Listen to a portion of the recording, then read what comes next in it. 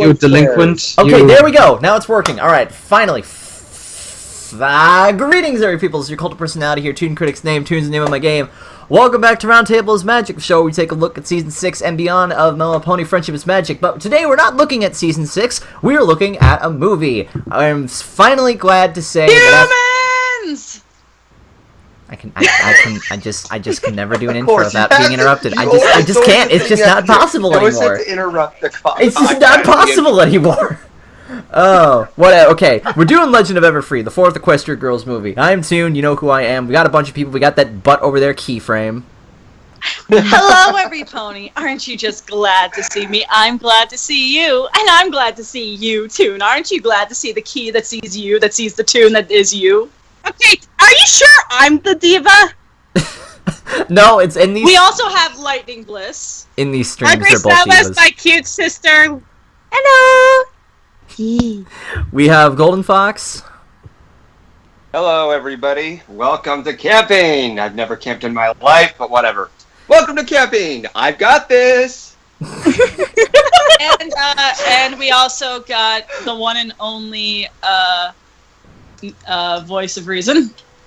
You know, every time Gloriosa says, I got this, I'm inclined to compare her to George Lopez. and I think that is everyone. We don't have any. No. We have British Ninja. We have British Ninja. Do you like my sword, my iron sword? You cannot afford my iron sword. Oh, jeez. But anyway, before we get this started, as you can see, we are all in Equestria Girls form, and I have to say we all look great, especially me. And that is mostly. Oh, you self-centered, egotistical twat. You stole my goggles, you freaking copycat. Have you no originality? I have more originality than you. I've got my eyes. Please. All right. But anyway, this lovely title card is provided to us by our special guest, Hungry Sohma. Hooray! Sohma, a lot of people may not know who you are, so why don't you before we get started with it, tell us a little bit about what you do and the stuff that you make and where people could find you, or where people have seen you before, because I know that you've done a video recently with a certain brown horse. Ah, yes. Oh, the brown horse. Oh, my. But yes, I am Hungry Sohma. Hello, peoples. And, I do arts and stuff, and I like to draw My Little Pony fan art and whatnot. And, wow, I really suck at this, don't I? No, you also do.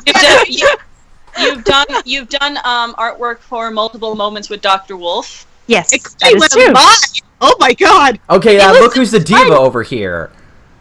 No, I'm saying oh my god because, like, this poor pony, guys, she had to put up with me for so long because I am so OCD about other people doing work for me. Calm down. There's nothing to put up Yeah, with. but basically... Children. But yeah, basically Sohma has done artwork for Sapphire Heart Songs, Moment with Dr. Wolf, me and the Abbey Roadies, most recently Lightning Bliss. She's done A Buck to the Face for Fault in Our Cutie Marks with Brawny Buck, and she is Hungry Sohma on DeviantArt, where she does a bunch of little arts and animations. Such as scarves. And Basically, if you don't subscribe to her, you're a monster. Yeah, a kitten dies every time you ignore Sohma. Pretty much. I don't like these choices. Anyway, I don't like either. before this podcast goes off the rails already, why don't we get this started? So, we are here to review Legend of Everfree, the fourth Equestria Girls movie, which has had a lot of people a little bit mixed, but from what I've seen, the results have been mostly positive with this. People are saying that this is a little bit better than Friendship Games. What's You so are funny? wrong. Should we let Ninja go first then? Do you want to go first, Ninja?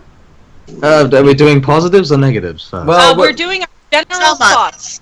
general we're thoughts. doing a general thoughts. I really don't like this film. If I was really to dig deep, I'd tear it a new butthole. If I was to be very broad, it tries to do so many things with so many different plot lines, and they're all just really poorly executed. I really don't like this movie. I'd have to collect my thoughts to be able to articulate one particular thing my that you hatred. didn't like? Okay, one particular thing I didn't like. I thought that this has the worst songs in the Equestria Girls quadrilogy, I guess. The 4 movies, basically. You know there's going to be a 5th one next year.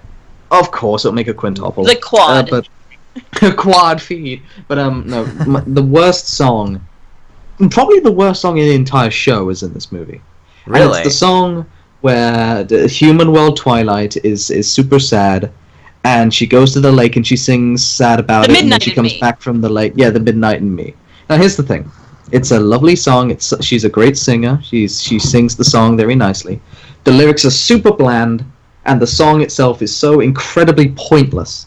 Because here's the thing, and I have a hatred with these similar kind of songs. I hate pointless songs. I hate songs where you start off the song and we know that she's super sad and that she's going through a lot of trauma. They sing a sad song about it, then they come out of the song knowing that she's super sad and that she's going through a lot of trauma. Nothing is accomplished. Nothing at all is accomplished. It's just a waste of time with really, frankly, rubbish lyrics. So I can understand what you mean, because out of all the songs in the movie, I don't like that song, and it's kind of like what you said. To me, a song, at least when it comes to a musical, especially a musical, is that it should be based on a story-driven thing and be from point A to point B. And everything in between. And everything in between. It felt like there was no... While there was like there was crescendos and all that stuff, but there wasn't a crescendo in the character. There was nothing really moving forward. It's fine to have a character piece song, but it's kind of like the Smile song. Yes, the entire song is about why Pinky is motivated to do the things she does, but it does lead up into the setup for the episode. That's why it was the first song in the episode kind of thing. Like, this type of song can be done really well in the show, like Pinky's aria in Pinky Pride. You know, she starts off the song super sad, and that's sort of the similar setup. But it ends with this big triumphant moment where she realizes what makes her special and what makes her a great character, and she gets this sudden burst of inspiration to continue on and defeat this conflict that she's going through. Show that! Don't just start off a song with her being sad. Have fluff of lyrics and choruses. Nice stuff, sure, but it's still fluff. It's still polished poop, so to speak. And then just end the song exactly where you started. I mean, they could have, if they wanted to have her stay in the same emotion, they could have ended the song with her coming up with a plan to leave camp early, like she was or later in the movie, because at least that would have had a plot point put into it. Yes, and I know that was probably very cross with me, but should we move along? Yeah, but on the flip side, if there's anything positive you could say. If there's anything positive you could say about the film, I think it was quite funny. I do remember chuckling quite a few times during this film.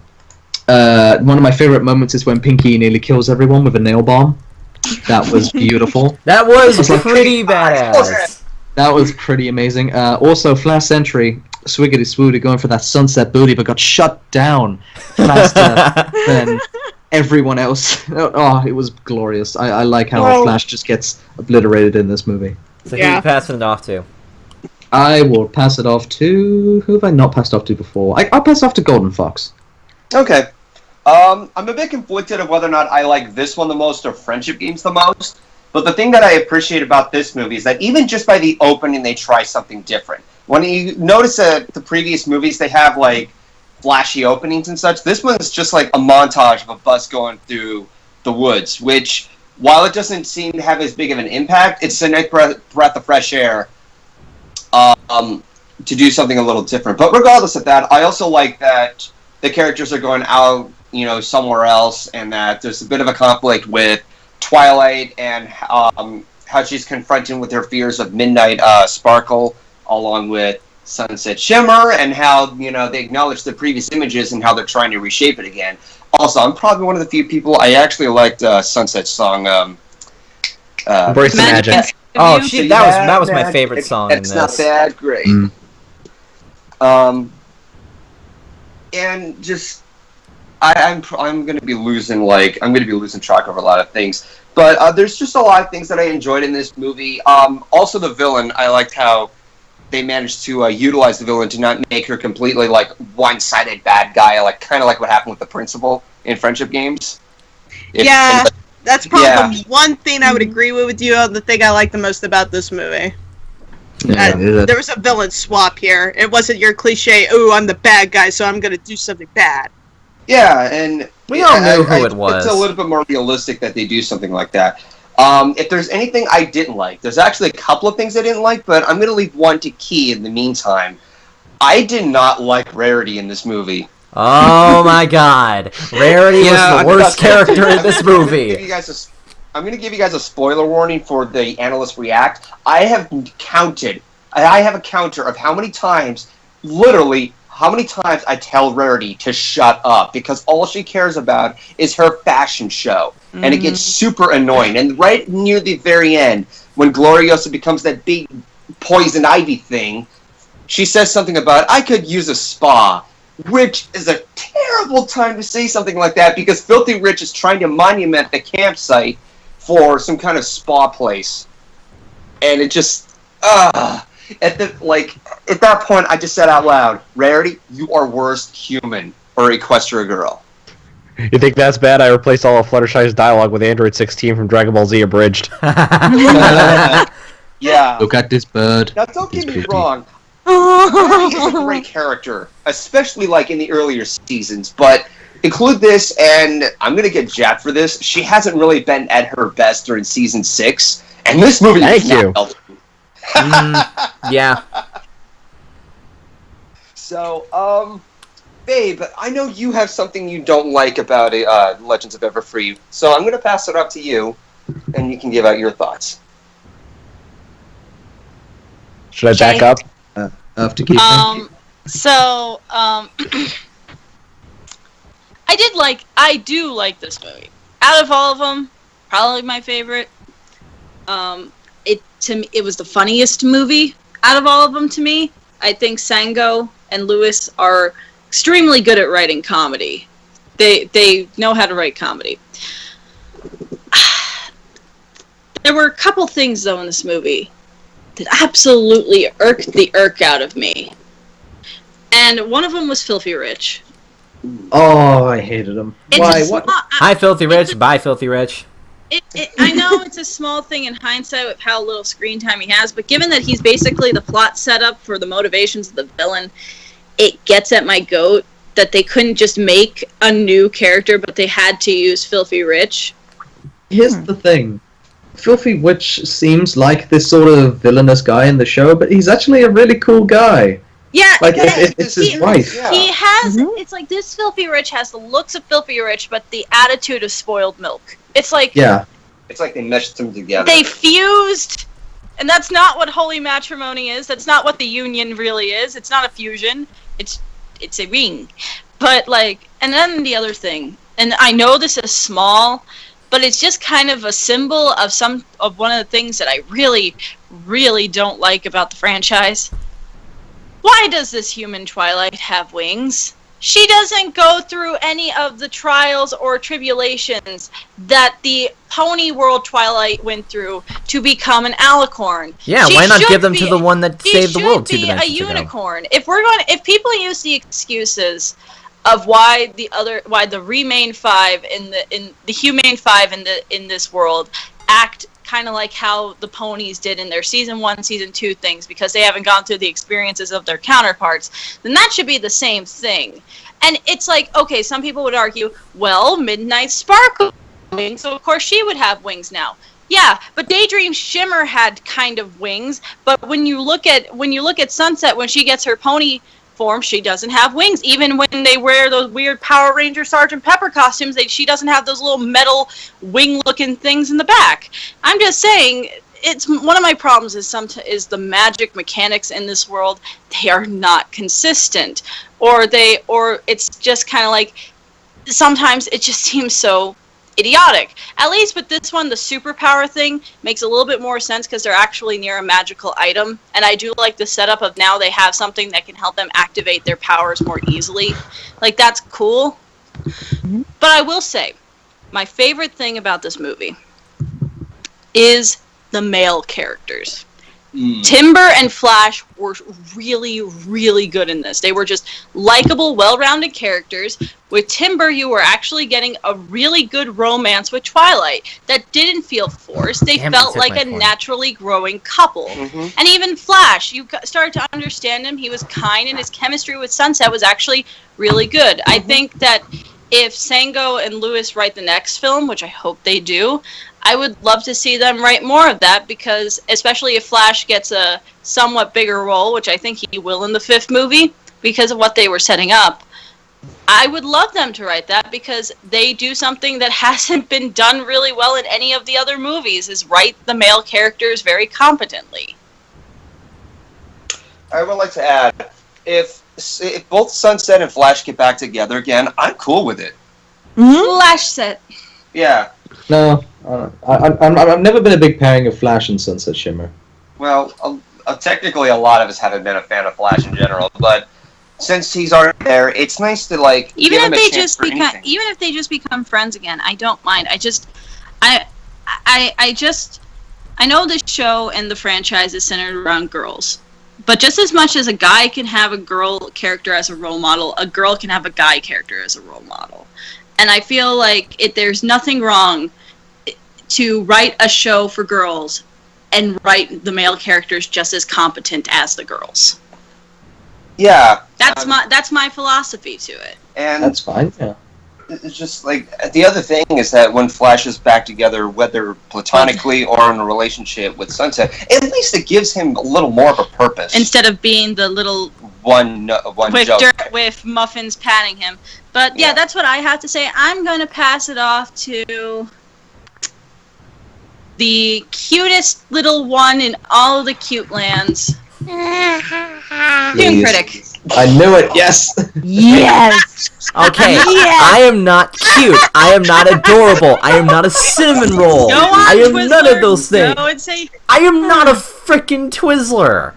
Toon, you look, Baseball! He's a traitor to the Cinnamon Squad, but we're still gonna call him Twizzler. Edge. Toon Critic looks like he's about to banish someone to the Shadow Realm. I will freaking banish someone to the Shadow Realm. Give me a few minutes. Let me go. Hang on. Let me go leave this group shot and go back to my tent and grab my dual disc, and we'll settle this, and I'll send you to the Shadow Realm. Oh. I bet the only card Zach would use was Little Karibo.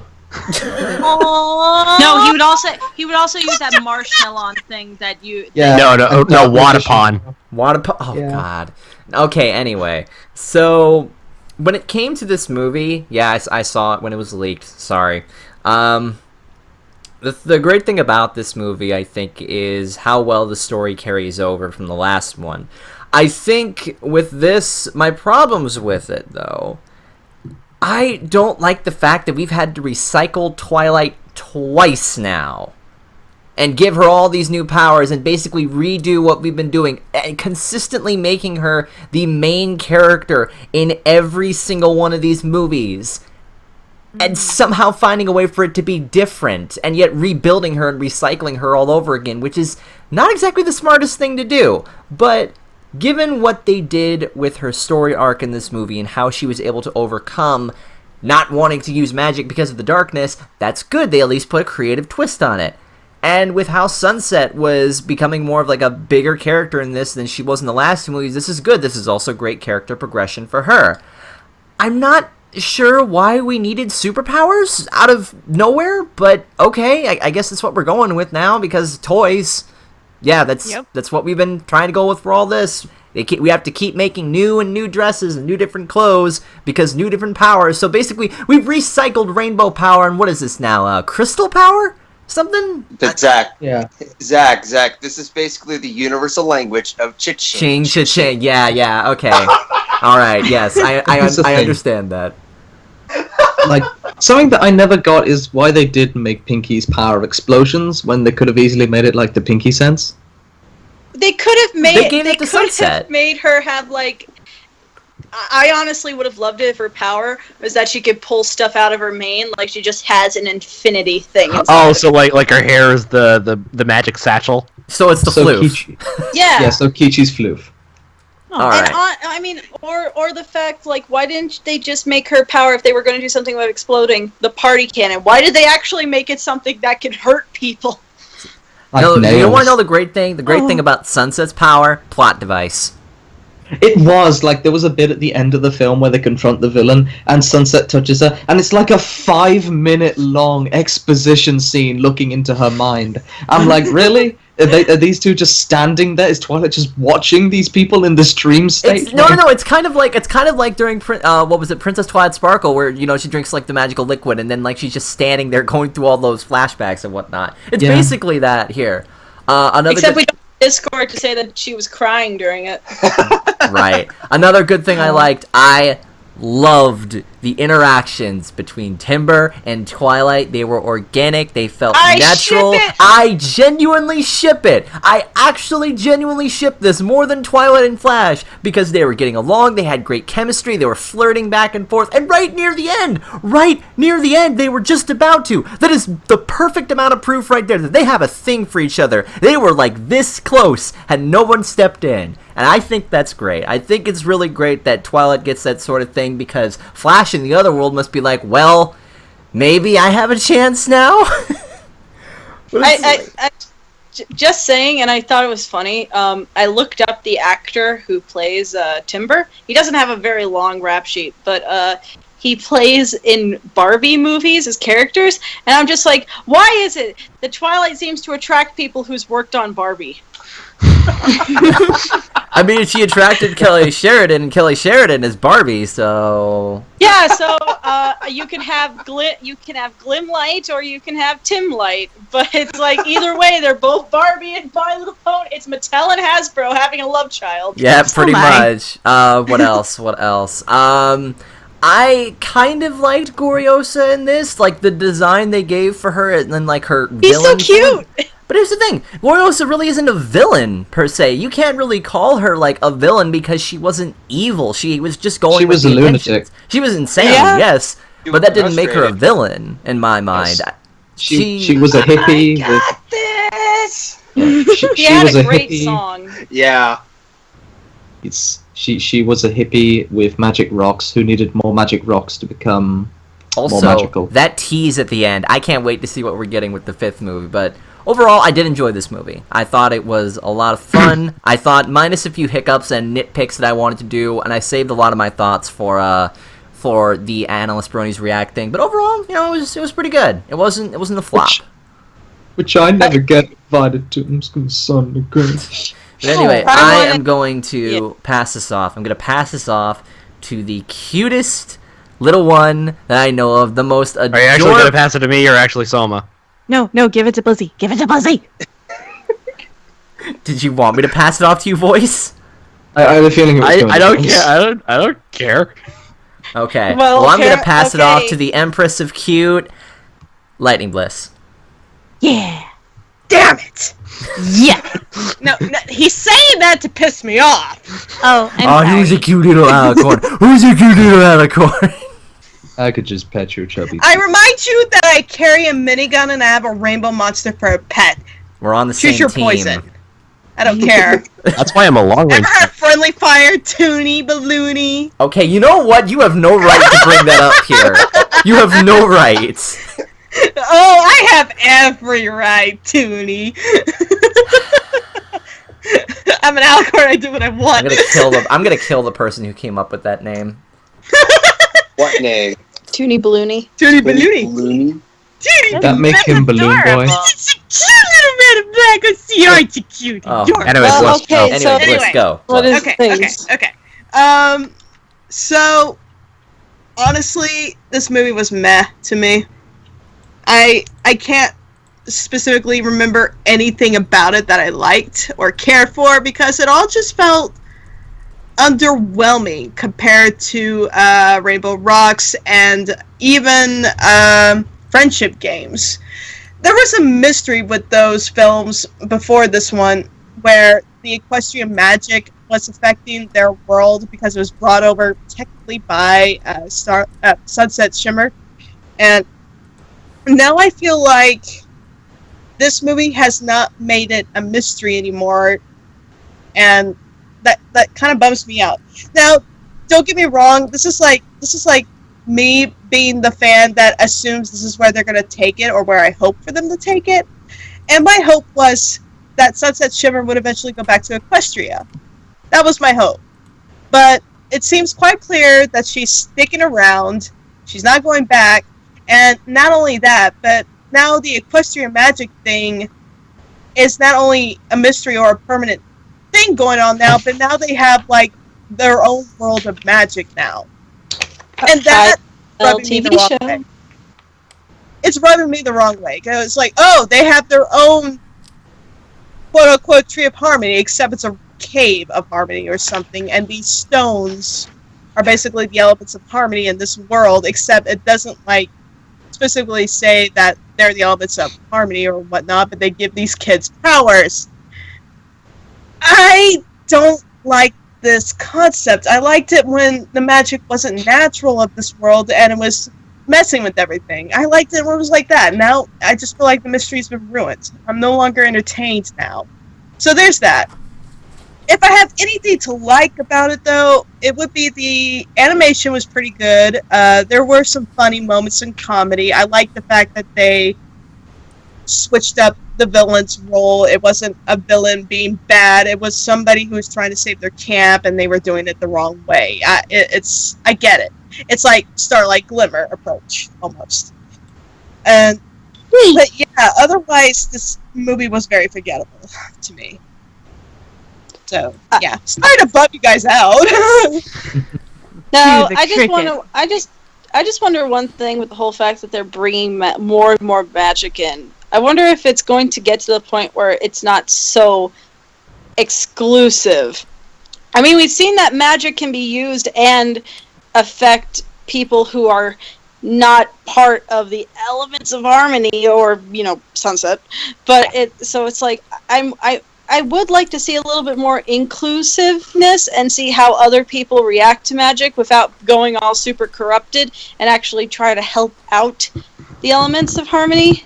Because it's like, I don't know, I don't feel like this, it's like, everyone else is useless but us, that kind of thing. Yeah, I really don't like that anymore. The movie might have brought me back in if other people started getting powers, but they're not. It's just them. And I'm done. I'm kind of done with Equestria Girls, unless the next movie even remotely piques my interest, which Starlight! God, no. So, yeah, I'm a bit bummed with it. It's no longer a mystery to me. So, yeah. And on that note, wow, nobody's even going to interrupt me or quote on me? Okay. Okay, well, Bliss, as we say here on Roundtable's Magic, every once in a while it's okay to have wrong opinions. Aww! When did we start coined that saying phrase. that? And can I get that on a shirt? For other occasions. Okay, I I just like to set will that as be another sure phrase never to speak my opinion in this show ever again. No, I hug you. My sister Hungry Sohma, at least she respects my opinion. Are you passing it off to Sohma? Yes, I am passing it off to Sohma, you buttheads. Oh, I feel bad.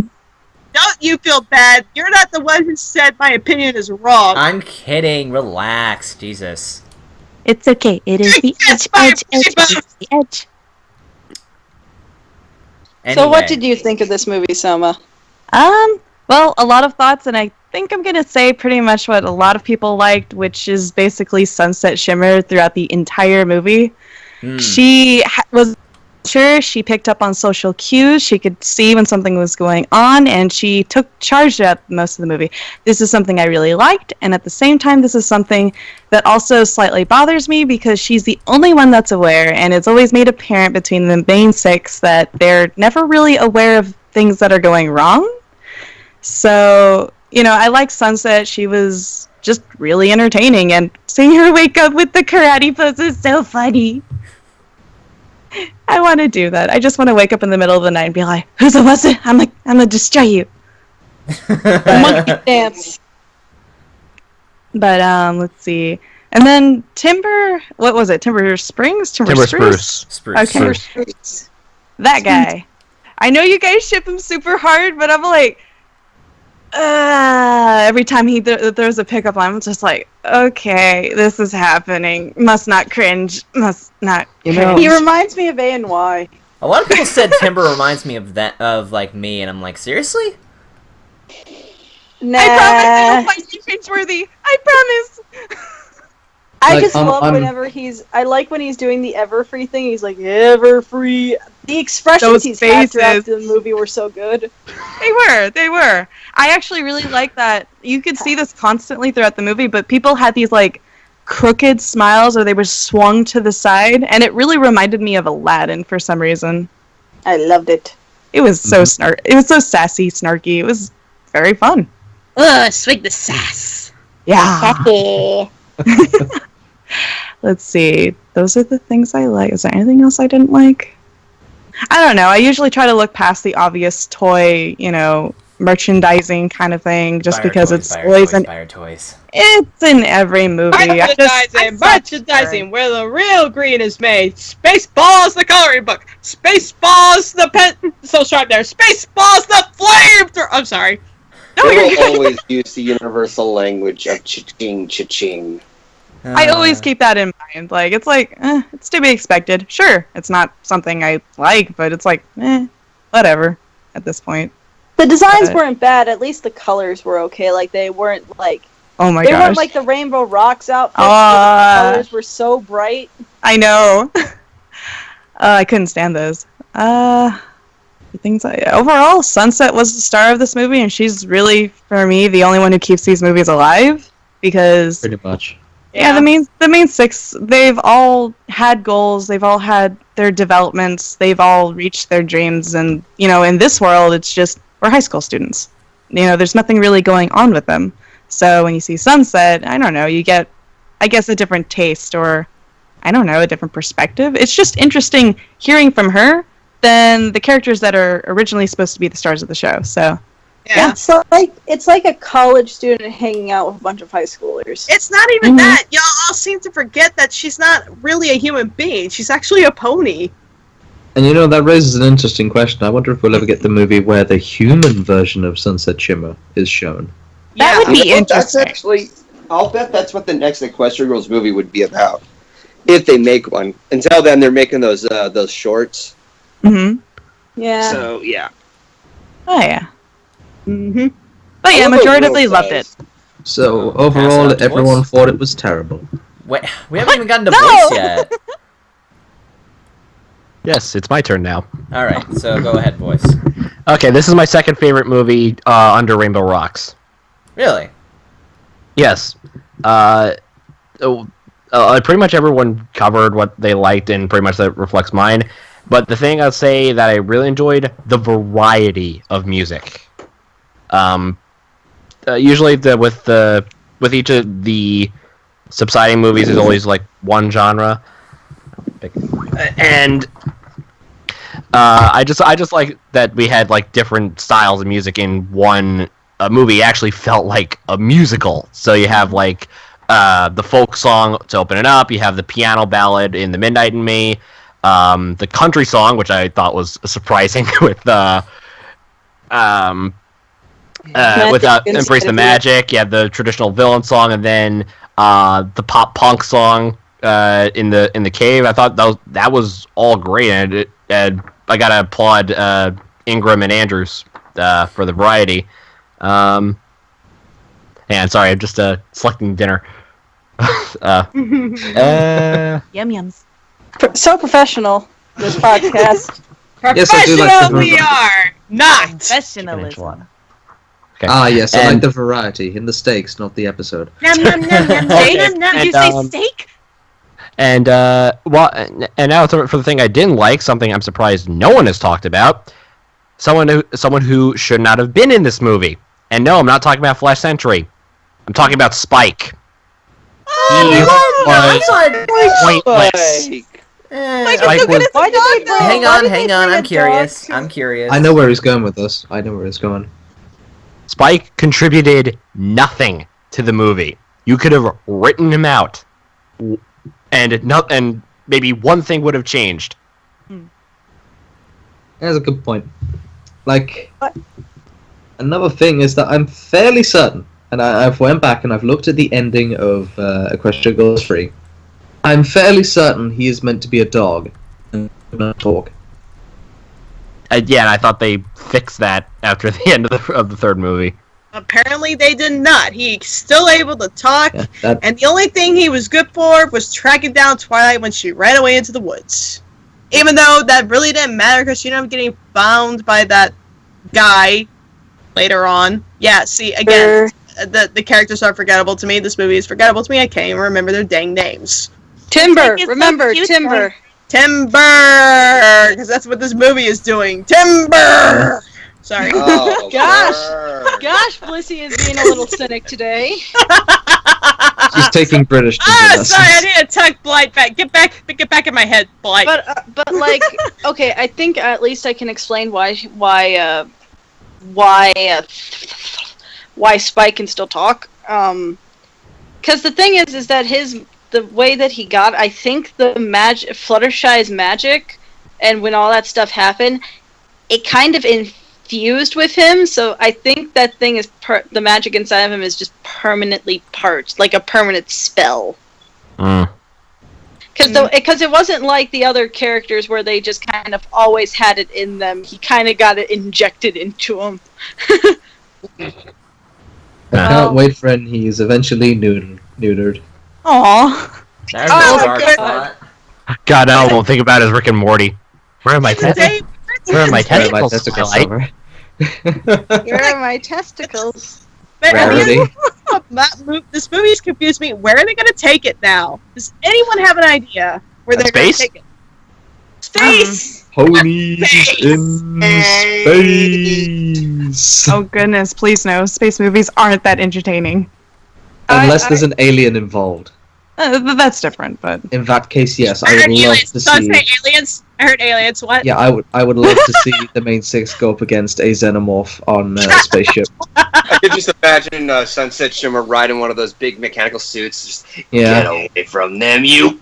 I can't say the word. I think the best way to end it, if this was the last one, Equestria Girls, graduation day, everyone dies. Yes! Just a giant meteor comes down and destroys everyone. There's the Civil War. It'll be like Phantom Planet. They have to use the elements of harmony to make the Earth invisible so the stupid meteor can go through it, and God, I hated that episode. Of Phantom Planet. Last episode, Danny Phantom, but that's a podcast for another day. So, was that all you had to say, Voice? Yes, that is. Wow, this podcast is over fairly quick. All right, just like the episode's ending. I mean, not the episode's ending. The movie's ending. Yeah, it's kind of stopped, didn't it? Well, I'll see you guys next week. Bye. Oh wait, no, come back. Well, yeah. We're just gonna end this podcast like how quickly the movie ended. Okay. So shall we just spit around ideas now? I guess. No, it's okay. I might as well finish things off. So yes, thank you all for turning out for this podcast. I think we all relatively enjoyed this movie. Except for it's Big okay, yourself. Blissey, I hug you. Question in the comments for people: which out of us is the cutest looking human on this title card?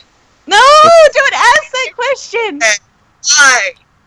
I would say it's obviously Toon. It's Toon. Everybody say Toon. And if you vote for Keyframe, double upload and wear your seatbelt. Oh my. Don't do drugs, kids. Join us next week when we do a Season 6 retrospective, best and worst. And then after that, we'll figure out what's going on later. But anyway, we will see you guys on the next podcast. Thank you all for coming out for this, and have a great rest of your day.